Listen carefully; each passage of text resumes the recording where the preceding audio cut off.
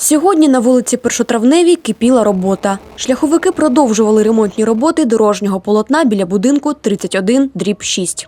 На сьогоднішній день ми виконуємо роботи по укладанню нового асфальтобетонного покриття за допомогою асфальтоукладчика, погрузчика та 2 самоскидів, які підвозять гарячу бетонну суміш.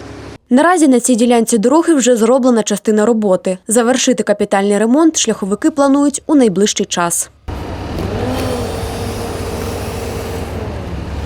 А працівники КП «Благоустрій» Кременчука озеленювали сьогодні вулицю Першотравневу. Вздовж проїжджої частини висаджували клени. Ми сьогодні працюємо по вулиці Першотравневій, досаджуємо кльони вже шаровидні. Сьогодні ми їх досаджуємо 11 штук. Анна Литвин, Максим Пальчик, Кременчуцькі новини.